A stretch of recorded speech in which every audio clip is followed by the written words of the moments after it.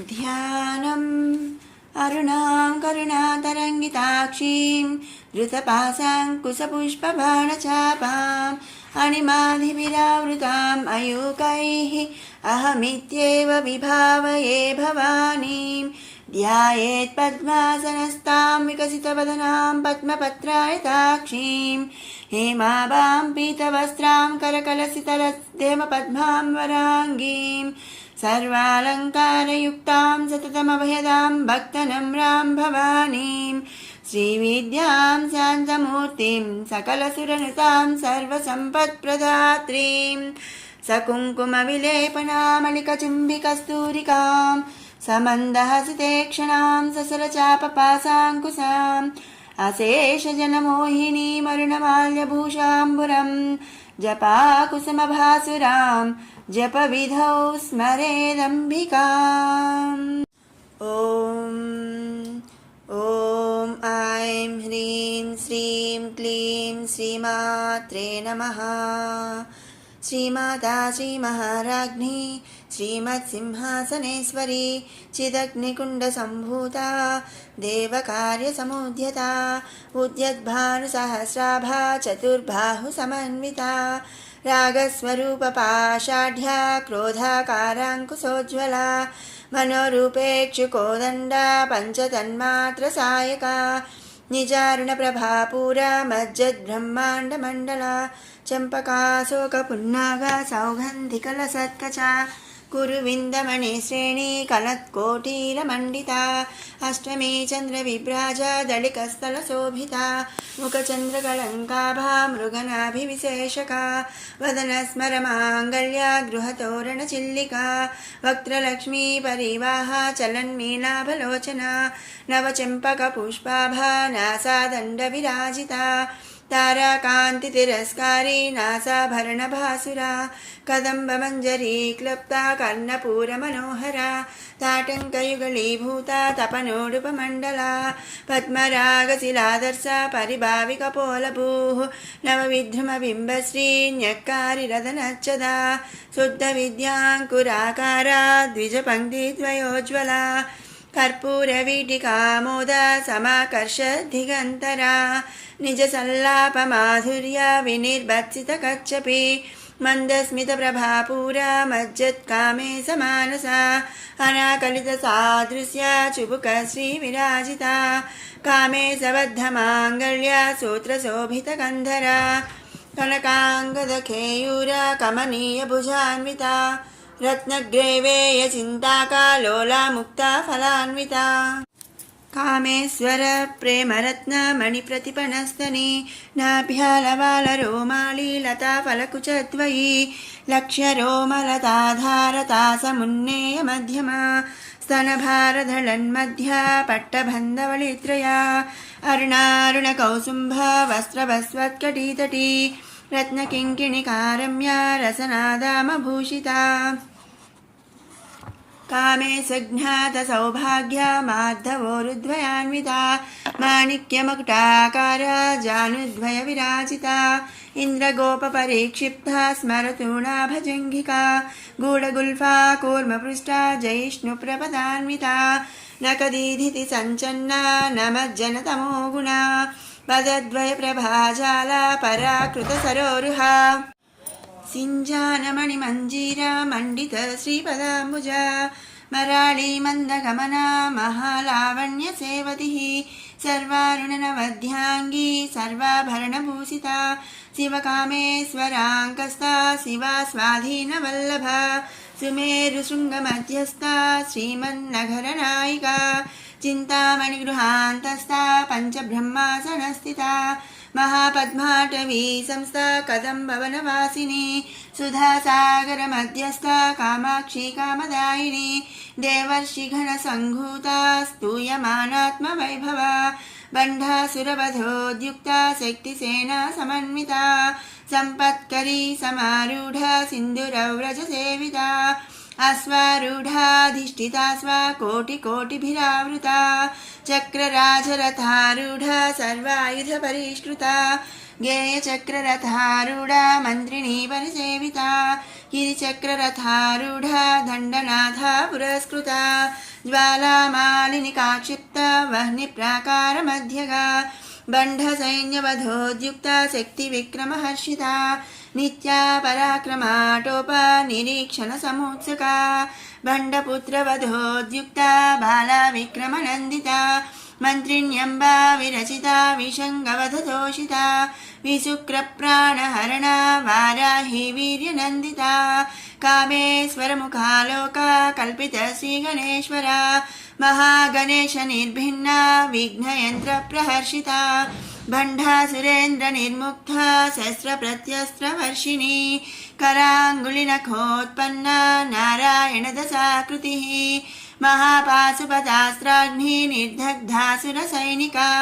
कामेश्वरास्त्रनिर्दग्धा सभण्डासुरशून्यका ब्रह्मोपेन्द्रमहेन्द्राधिदेव संस्तुतवैभवा हरनेत्राग्निसंदग्धा कामसञ्जीवनौषधिः श्रीमद्वाग्भवकूटैका स्वरूपमुखपङ्कजा कण्ठादः कटिपर्यन्ता मध्यकूटस्वरूपिणी शक्तिकूटैकदापन्ना कट्यधो भागधारिणी मूलमन्त्रात्मिका मूलकूटत्रयकलेवरा कुलामृतैकरसिका कुलसङ्केतपालिनी कुलाङ्गना कुलान्तस्था कौलिनी कुलयोगिनी अकुला समयान्तस्था समयाचारतत्परा मूलाधारैकनिलया ब्रह्मग्रन्थिविभेदिनी मणिपूरान्तरुदिता विष्णुग्रन्थिविभेदिनी आज्ञाचक्रान्तराळस्था रुद्रग्रन्थिविभेदिनी सहस्राराम्बुजारूढा सुधासाराभिवर्षिणी तटिल्लता समरुचिः षट्चक्रोपरि संस्थिता महाशक्तिः कुण्डलिनी विसतन्तुतनेयसी भवानी भावनागम्या भवारण्या कुठारिका भद्रप्रिया भद्रमूर्तिर्भक्तसौभाग्यदायिनी भक्तिप्रिया भक्तिगम्या भक्तिवस्याभयापहा शाम्भवी शारदाराध्या सर्वाणि सर्वदायिनी शाङ्करी श्रीकरी साध्वी शरच्चन्द्रनिभानना सादोदरी शान्तिमती निराधारा निरञ्जना निर्लेपा निर्मला नित्या निराकारा निराकुला निर्गुणा निष्कला शान्ता निष्कामा निरुपप्लवा नित्यमुक्ता निर्विकारा निष्प्रपञ्चा निराश्रया नित्यशुद्धा नित्यबुद्धा निरवध्या निरन्तरा निष्कारणा निष्कलङ्का निरुपाधिर्निरीश्वरा निरागारागमथनी निर्मदा मदनासिनी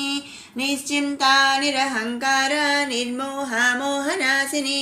निर्ममा ममताहन्त्री निष्पापा पापनासिनी निष्क्रोधा क्रोधशमनी निर्लोभा लोभनासिनी निस्संशया संशयग्नि निर्भवा भवनासिनी निर्विकल्पा निराबाधा निर्भेदा भेदनासिनी निर्नासा मृत्युमथनी निष्क्रिया निष्परिग्रहा निस्तुला नीलचिकुरा निरपाया निरत्यया दुर्लभा दुर्गमा दुर्गा दुःखहन्त्री सुखप्रदा दुष्टदूरा दुराचार समनी दोषवर्जिता सर्वज्ञा सान्द्रकरुणा समानाधिकवर्जिता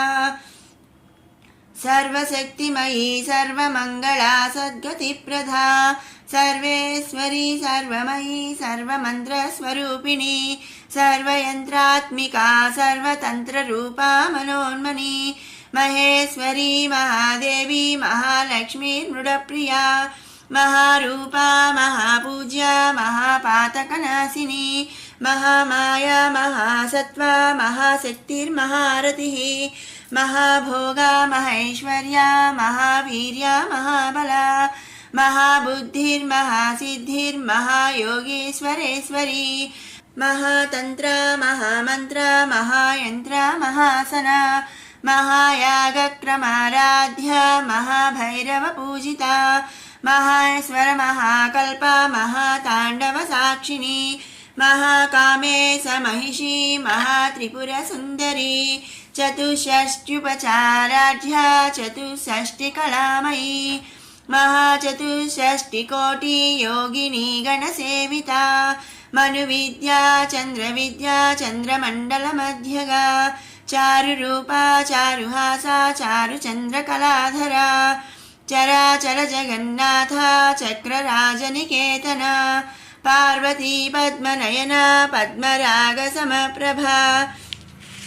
पञ्चप्रेतासनासीना पञ्चब्रह्मस्वरूपिणी चिन्मयी परमानन्दा विज्ञानघनरूपिणी ध्यानध्यातृध्येयरूपा धर्माधर्मविवर्जिता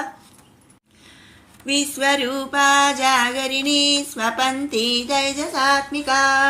सुप्ता प्राज्ञात्मिका तुर्या सर्वावस्था विवर्जिता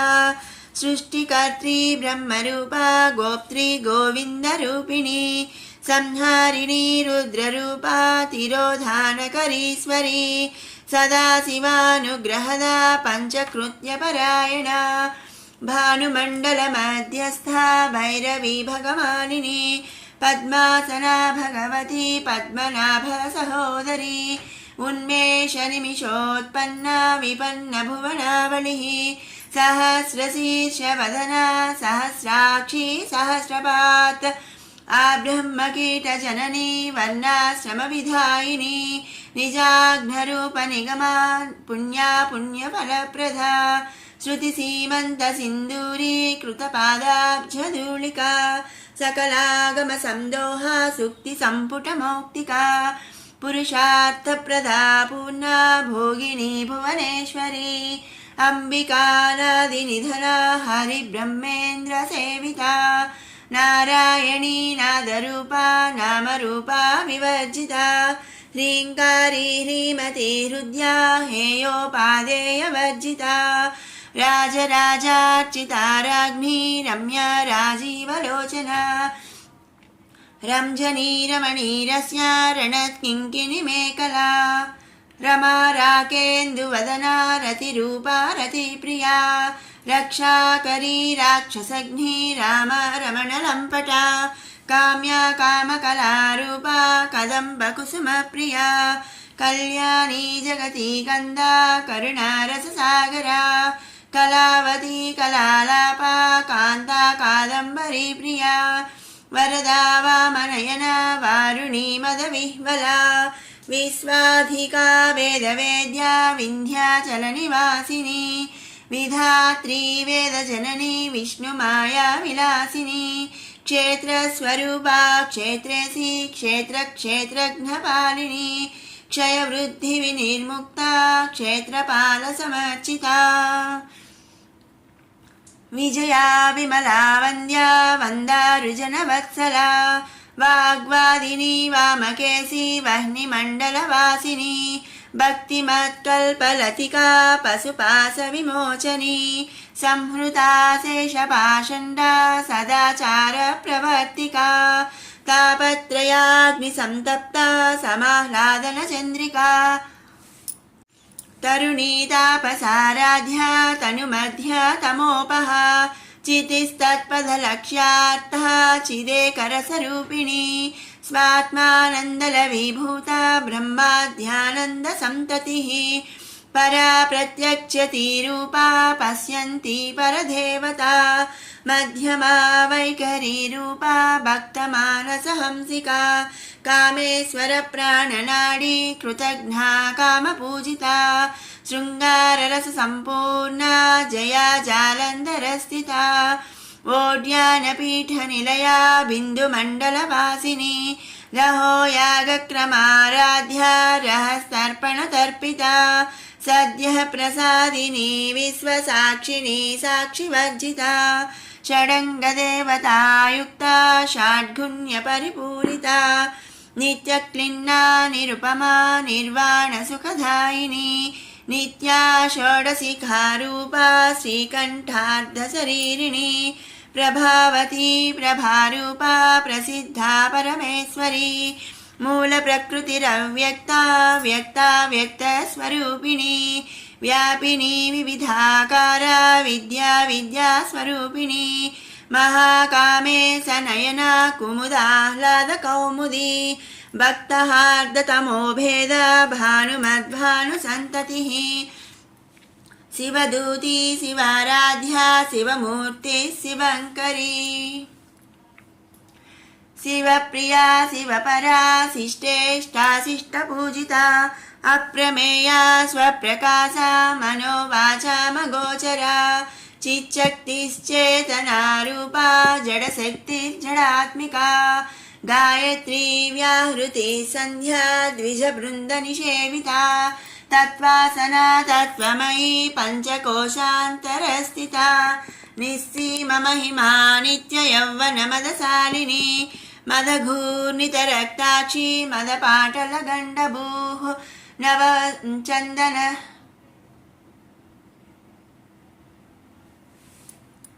चन्दनद्रवदिग्धाङ्गी चाम्पेयकुसुमप्रिया कुशला कोमलाकारा कुरुकुल्लाकुलेश्वरी कुलकुण्डालया कौलमार्गतत्परसेविता कुमारगणनाथाम्बा तुष्टिः पुष्टिर्मतिधृतिः शान्ति स्वस्तिमती कान्तिर्नन्दिनी विघ्ननाशिनी तेजोवती त्रिनयना लोलाक्षी कामरूपिणी मालिनी हंसिनी माता मलयाचलवासिनी सुमुखी नलिनी सुभ्रूः शोभना सुरनायिका कालकण्ठी कान्तिमती क्षोभिनी सूक्ष्मरूपिणी वज्रेश्वरी वामदेवी वयोवस्था विवर्जिता सिद्धेश्वरी सिद्धविद्या सिद्धमाता यशस्विनी विशुद्धिचक्रनिलया रक्तवर्णा त्रिलोचना खट्वाङ्गादिप्रहरणा वदनैकसमन्विता पायसान्नप्रिया त्वक्स्था पशुलोकभयङ्करी अमृतादिमहाशक्ति संवृताडाकिनीश्वरी अनाहताब्जनिलया श्यामा भावदनद्वया संश्रोज्ज्वला क्षमालाधिधरा रुधिरसंस्थिता कालरात्र्यादिशक्त्यौघौ वृता स्निग्धौ दनप्रिया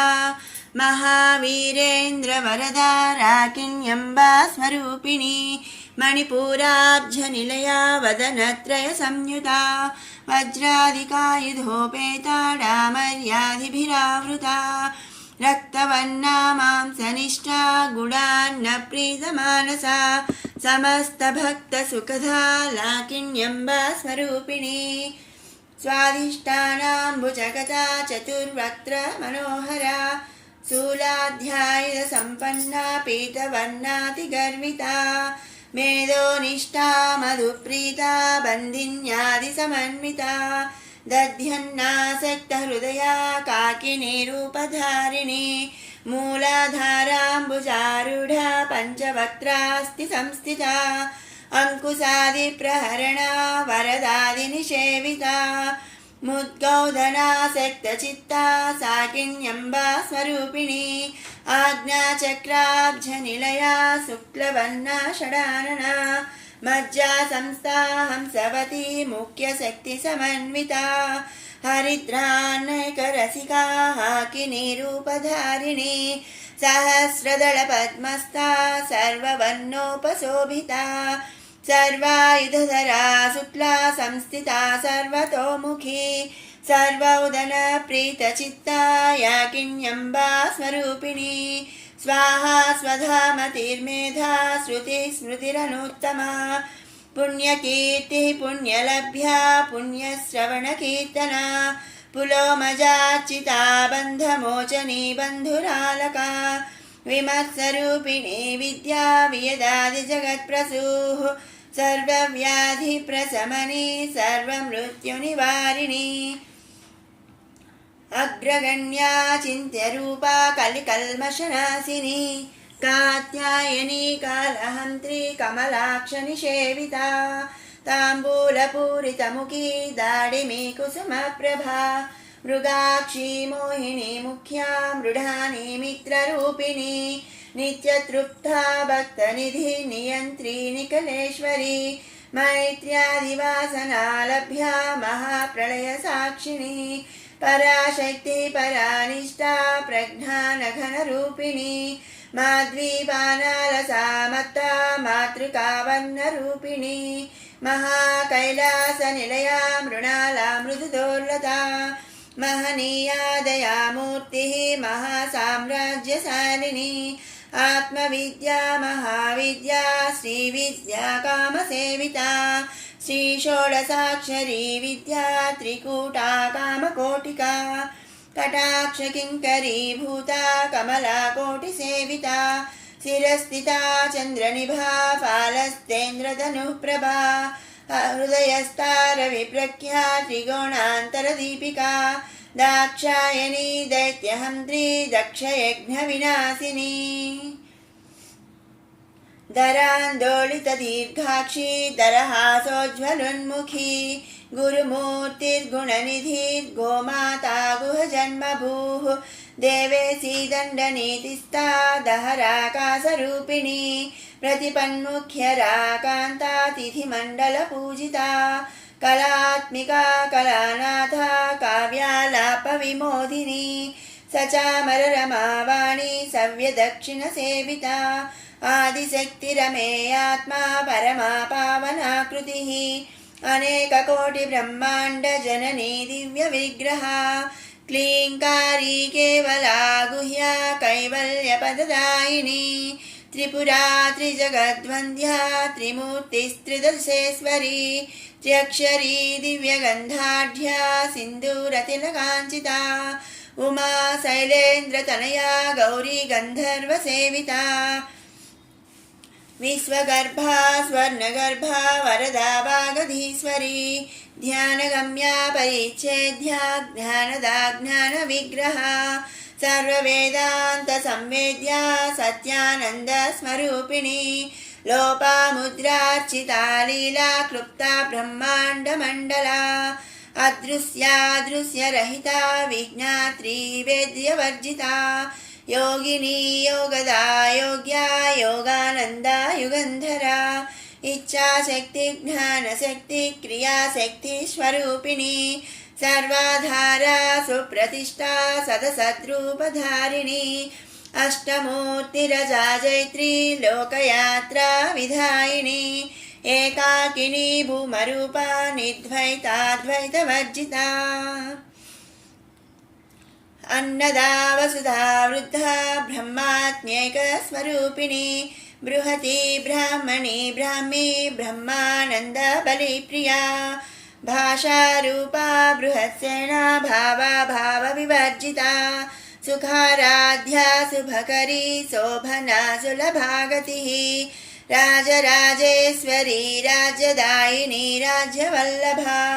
राजत्कृपा राजपीठ निवेशित निजाश्रिता राज्यलक्ष्मीः कोशनाथा चतुरङ्गबलेश्वरी साम्राज्यदायिनी सत्यसन्धा सागरमेखला दीक्षिता दैत्यशमनी सर्वलोकवशङ्करी सर्वार्धदात्री सावित्री सच्चिदानन्दरूपिणी देशकाला परिच्छिन्ना सर्वगा सर्वमोहिनी सरस्वती सहस्रमयी गुहाम्बा गुह्यरूपिणी सर्वोपाधिविनिर्मुक्ता सदाशिवपतिव्रता सम्प्रदायेश्वरी साध्वी गुरुमण्डलरूपिणी कुलोत्तीर्णा भगाराध्या माया मधुमतीमही गणाम्बा गुह्यकाराध्या कोमलाङ्गी गुरुप्रिया स्वतन्त्रा सर्वतन्त्रेशी दक्षिणामूर्तिरूपिणी सनकादिसमाराध्या शिवज्ञानप्रदायिनी चित्कलानन्दकलिका प्रेमरूपा प्रियङ्करी नामपारायण प्रीता नन्दिविद्या नटेश्वरी मिथ्या जगदधिष्ठाना मुक्तिदा मुक्तिरूपिणी लास्यप्रिया लयकरी लज्जारम्भादिवन्दिता भवदा वसुधा वृष्टिः पापारण्यदवानला दौर्भाग्यतूलवातूला जराध्वान्तरविप्रभा भाग्याब्धिचन्द्रिका भक्तचित्तकेकी घना घना रोगपर्वतदम्बोलिः मृत्युदारुकुठारिका महेश्वरी महाकाली महाग्रासा महासना अपर्णा चण्डिका चण्डमुण्डासुरनिषूदिनी क्षराक्षरात्मिका सर्वलोकेशी विश्वधारिणी त्रिवर्गधात्री सुभगा त्र्यम्बका त्रिगुणात्मिका स्वर्गापवर्गदा शुद्धा जपा पुष्पनिभाकृतिः ओजोवती द्युतिधरा यज्ञरूपा प्रियव्रता दुराराध्या दुराधर्षा पाटली कुसुमप्रिया महती मेरुनिलया मन्दारकुसुमप्रिया वीराराध्या विराट्रूपा विरजा विश्वतोमुखी प्रत्यग्रूपा पराकाशा प्राणदा प्राणरूपिणी मार्ताण्डभैरवाराध्या मन्त्रिणी न्यस्तराज्यधूः त्रिपुरेशी जयत्सेना निस्त्रैगुण्या परापरा सत्यज्ञानानन्दरूपा सामरस्या परायणा कपर्धिनी कलामाला कामदुःखामरूपिणी कलानिधि काव्यकला रसज्ञा रससेवधिः पुष्टा पुरातना पूज्या पुष्करा पुष्करेक्षणा परं ज्योतिः परं धाम परमाणुः परात्परा पासहस्ता पासहन्त्री परमन्त्रविभेदिनी मूर्ता मूर्ता नित्यतृप्ता मुनिमानसहंसिका सत्यव्रता सत्यरूपा सर्वान्तर्यामिनी सती ब्रह्माणि ब्रह्मजननी बहुरूपा बुधार्चिता प्रसवित्री प्रचण्डाघ्ना प्रतिष्ठा प्रकटाकृतिः प्राणेश्वरी प्राणदात्री पञ्चाशत्पीठरूपिणी विशृङ्खला विविक्तस्था वीरमाता वियत्प्रसूः मुकुन्दा मुक्तिनिलया मूलविग्रहरूपिणी भावघ्ना भवरोगघ्नी भवचक्रप्रवर्तिनी छन्दस्सारा शास्त्रसारा मन्त्रसारा तलोदरी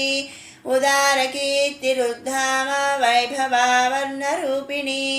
जन्म मृत्युजरा तप्त जनविश्रान्तिदायिनी सर्वोपनिषदुद्घुष्टा शान्त्यतीता कलात्मिका गम्भीरा गगनान्तस्था गर्विता गानलोलुपा कल्पनारहिता काष्ठा कान्ता कान्तार्धविग्रहा कार्यकारणनिर्मुक्ता कामकेली तरङ्गिता कनकताटङ्का लीला विग्रहधारिणी अजाक्षय विनिर्मुक्ता मुग्धा क्षिप्रप्रसादिनी अन्तर्मुख समाराध्या बहिर्मुख सुदुर्लभा त्रयी त्रिवर्गनिलया त्रिस्ता त्रिपुरमालिनी निरामया निरालम्बा स्वात्मा रामा सुधाश्रुतिः संसारपङ्कनिर्मग्ना समुद्धरणपण्डिता यज्ञप्रिया यज्ञकर्त्री यजमानस्वरूपिणी धर्माधाराधनाध्यक्षा धनधान्यविवर्धिनी विप्रप्रिया विप्ररूपा विश्वभ्रमणकारिणी विश्वग्रासा विद्रुमाभा वैष्णवी विष्णुरूपिणी अयोनिर्योनिनिलया कूटस्था कुलरूपिणी वीरगोष्ठी प्रिया वीरा नैष्कर्म्यानादरूपिणी विज्ञानकलना कल्या विदग्धा भैन्दवासना तत्त्वाधिका तत्त्वमयी तत्त्वमर्धस्वरूपिणी सामगानप्रिया सौम्या सदा शिवकुटुम्बिनी सव्यापसव्यमार्गस्था सर्वापद्विनिवारिणी स्वस्था स्वभावमधुरा धीरा धीरसमर्चिता चैतन्यार्घ्यसमाराध्या चैतन्यकुसुमप्रिया सदोदिता सदा तुष्टा तरुणादित्यपाटला दक्षिणा दक्षिणाराध्या दरस्मेरमुखाम्बुजा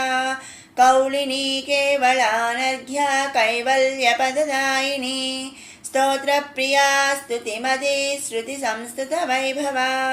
मनस्विनी मानवती महेशी मङ्गलाकृतिः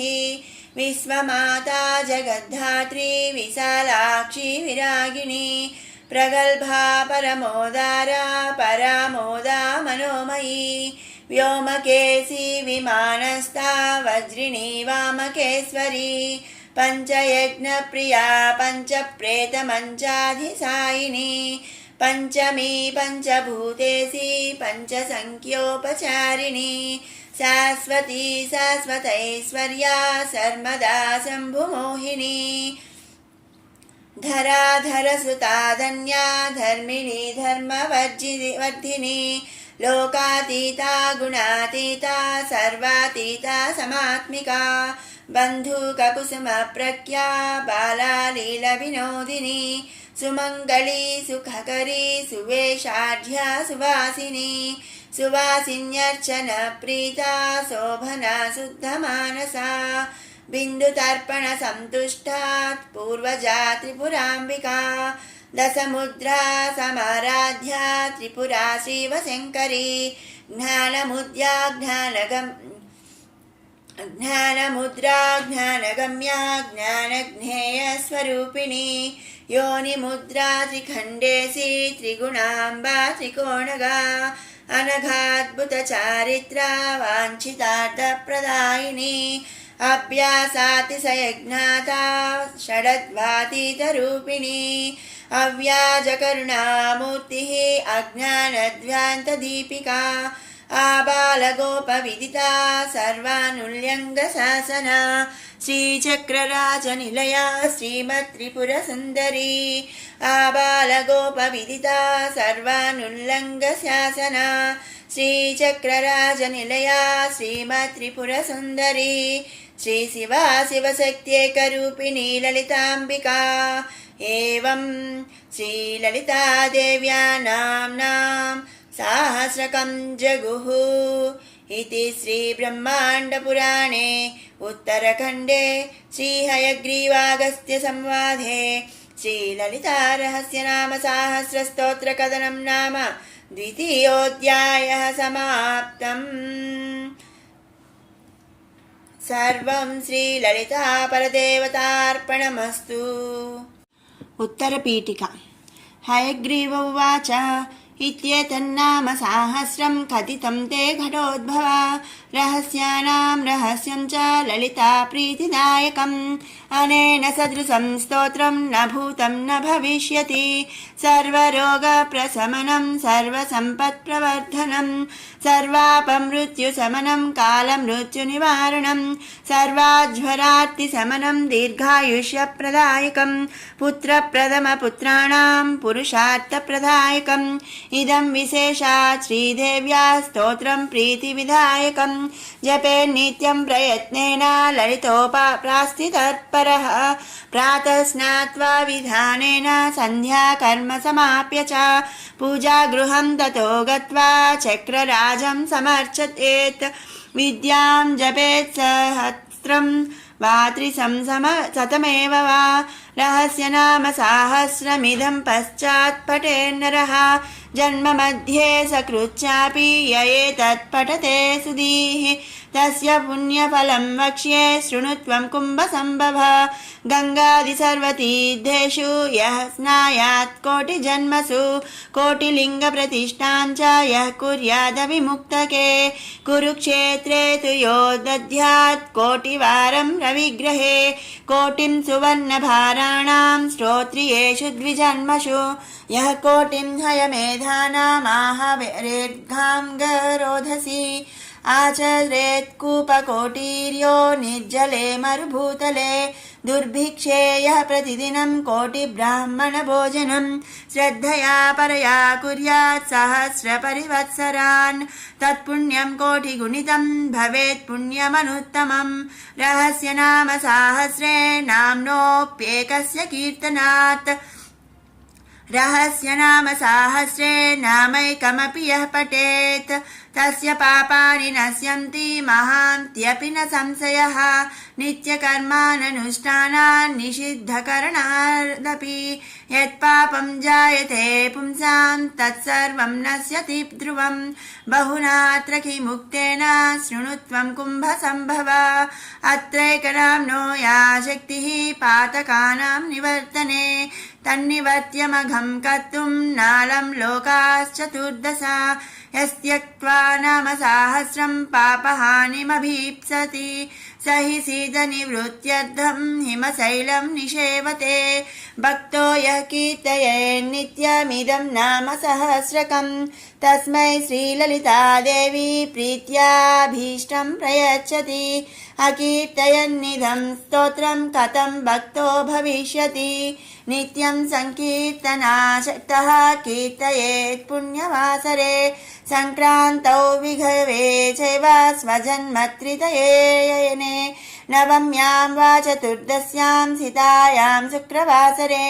कीर्तयेन्नाम सहस्रं पौर्णमास्यां विशेषतः पौर्णमास्यां चन्द्रबिम्बे ध्यात्वा श्रीललिताम्बिकां पञ्चोपचारैः सम्पूज्य पठेन्नाम सहस्रकं सर्वे रोगाः प्रणश्यन्ति दीर्घायुष्यं च विन्दति अयमायुष्करो नाम प्रयोगः कल्पचोदितः ज्वरार्तं शिरसि स्पृष्ट्वा पठेन्नाम सहस्रकं तत्क्षणात् प्रशमं याति शिरस्तोदो ज्वरोऽपि च सर्वव्याधिनिवृत्त्यर्थं स्पष्ट्वा भस्म जपेदिदं तद्भस्मधारणादेव नश्यन्ति व्याधयः क्षणात् जलं सम्मन्त्र्य कुम्भस्थं नाम सहस्रतो मुने अभिषिञ्चेत् ग्रहग्रस्तान् ग्रहा नश्यन्ति तत्क्षणात् सुधासागरमध्यस्थान् ध्यात्वा श्रीललिताम्बिकां यः पठेन्नाम सहस्रं विषं तस्य विनश्यति वन्द्यानां पुत्रलाभाय नाम सहस्रमन्त्रितं नवनीतं प्रदध्यातु पुत्रलाभो भवेत् ध्रुवम् देव्या पासेन सम्बद्धा माकृष्टामङ्कुशेन च ध्यात्वाभीष्टां स्त्रियं रात्रौ जपेन्नाम सहस्रकम् आयाति स्वसमीपं सा यद्यपयन्तपुरं गता राजाकर्षणकामश्चेद् राजा वसथ दिग्मुखः त्रिरात्रं यः पठेदेते श्रीदेवी ध्यानतत्परः स राजा पारवस्येन तुरङ्गं वामतङ्गजम् आरुह्यायाति निकटं दासवत् प्रणिपत्य च तस्मै राज्यं च कोशं च दधात्येव वसंगतः रहस्य नाम सहस्रं यः कीर्तयति नित्यसः तन्मुखालोकमात्रेण मुह्ये लोकत्रयं मुने यस्त्विदं नाम सहस्रं सकृत् पठिति भक्तिमान् तस्य ये शत्रवस्तेषां निहन्ता सरभेश्वरः यो वाभिचारं कुरुते नाम सहस्रपाठके निवर्त्य तत्क्रियां हन्यात् तं वै प्रत्यङ्गिरा स्वयं ये क्रूरदृष्ट्वा वीक्ष्यन्ते नाम सहस्रपाठकम् तानन्धान् कुरुते क्षिप्रं स्वयं मार्ताण्डभैरवः धनं यो हरते चोरैर्नाम सहस्रजापिनः यत्र कुत्र स्थितं वापि क्षेत्रपालो निहन्ति तं विद्यासु कुरुते वादं यो विद्वान् नाम जापिनः तस्य वाक्स्तम्भनं सद्यः करोति न कुलेश्वरी यो राजा कुरुते वैरं नाम सहस्रजापिनः चतुरङ्गबलं तस्य दण्डिनी संहारेत् स्वयं यः पठेन्नाम सहस्रं षण्मासं भक्तिसंयुतः लक्ष्मींश्चाञ्चल्यरहिता सदा तिष्ठति तद्गृहे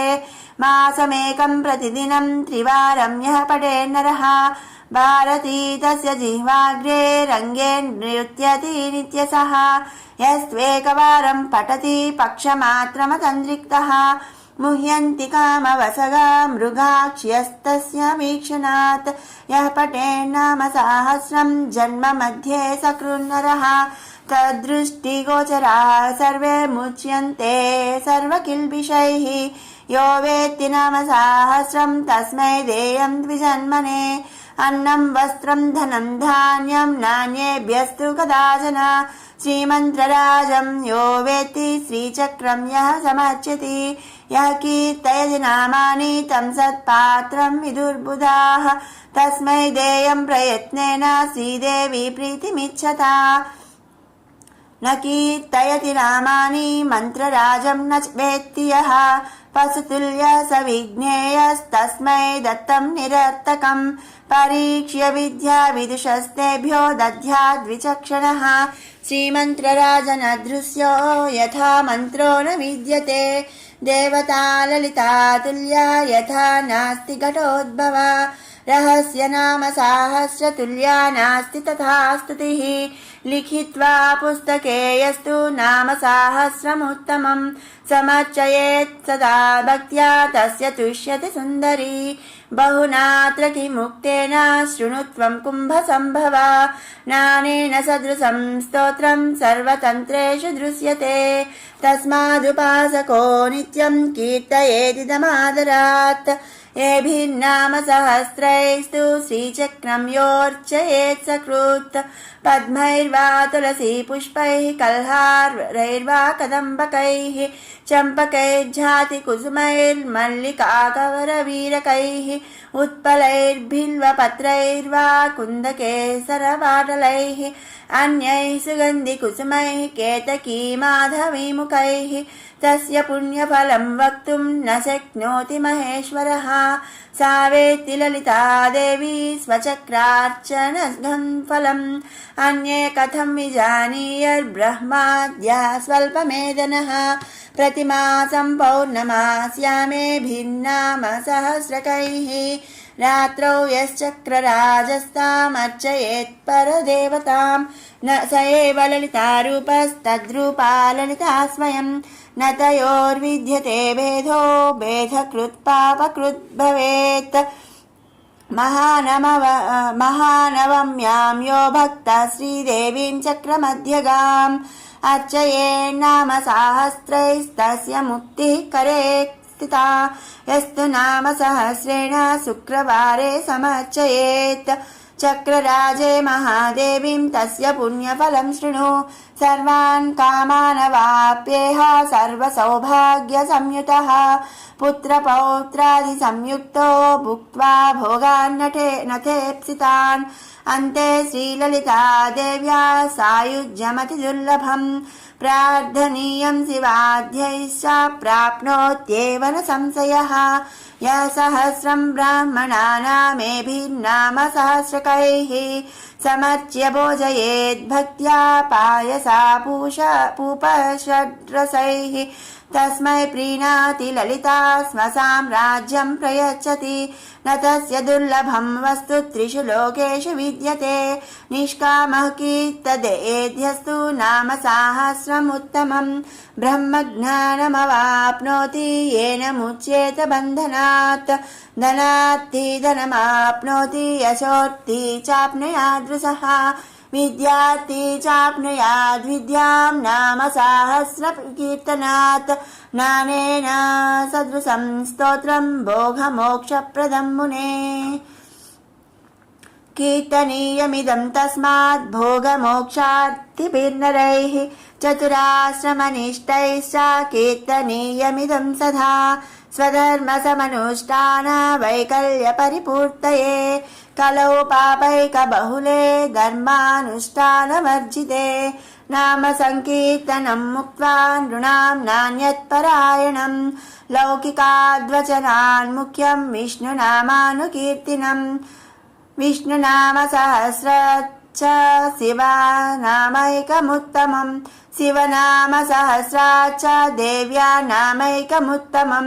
देवी नाम सहस्राणि कोटिशः सन्ति कुम्भजा तेषु मुख्यं दशविधं नाम सहस्रमुच्यते गंगा भवानी गायत्री काली लक्ष्मी सरस्वती राजराजेश्वरी बाला श्यामला ललिता दशा रहस्य नाम सहस्रमिदं शस्तं दशस्वपि तस्मात् संकीर्तये नित्यं कलिदोषनिवृत्तये मुख्यं श्रीमातृनामेति न जानन्ति विमोहिताः विष्णुनाम परा केचिच्छिवनाम परा परे न कश्चिदपि लोकेषु ललिता नाम तत्परः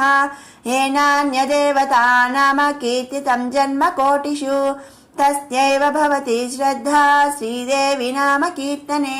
चरमे जन्मनि यथा श्रीविद्योपासको भवेत् नाम साहस्रपाठश्च तथा चरमजन्मनि यथैव विरला लोके श्रीविद्याराजवेदिनः तथैव विरलो गुह्य नाम सहस्रकपाटकः मन्त्रराजजपश्चैव चक्रराजार्चनं तथा रहस्य नाम पाठश्च नाल्पस्य तपसा फलम् अपठन्नाम सहस्रं प्रीणयेद्यो महेश्वरीं चक्षुषा विना रूपं पश्येदेव विमूढरीः रहस्य नाम सहस्रं त्यक्त्वा यः सिद्धिकामुकः स भोजनं विना नूनं क्षुन्निवृत्तिमभीप्सति यो भक्तो ललिता देव्या स नित्यं कीर्तयेदिदम् नान्यथा प्रीयते देवी कल्पकोटिशतैरपि तस्माद्रहस्य नामानि श्रीमातुः प्रयतः पठेत् इति ते कथितं स्तोत्रं रहस्यं कुम्भसम्भवा न विद्यावेदिने ब्रूयान्न भक्ताय कदाचन यथैव गोप्या श्रीविद्या तथा गोप्यमिदं मुने पशुतुल्येषु न ब्रूयाज्ञानेषु स्तोत्रमुत्तमम् यो ददाति विमूढात्मा श्रीविद्यारहिताय च तस्मै कुप्यन्ति योगिन्यः सोऽनत्तः सुमहान् स्मृतः रहस्य नाम सहस्रं तस्मात् संगोपयेदिदम् स्वातन्त्र्येण यमया नोक्तुं तवापि कलशोद्भवा ललिता प्रेरणेनैव यो मयोक्तं स्तोत्रमुत्तमम् तेन तुष्टा महादेवी तवाभीष्टं प्रदास्यति श्रीसूत उवाच इत्युक्त्वा श्रीहयग्रीवो ध्यात्या श्रीललिताम्बिकाम् आनन्दमग्नहृदयः सद्यः पुलकितोऽभवत् इति श्रीब्रह्माण्डपुराणे उत्तरखण्डे श्रीहयग्रीवागस्त्यसंवादे श्रीललितासहस्रनामस्तोत्रफलनिरूपणं नाम तृतीयोऽध्यायः सम्पूर्णम्।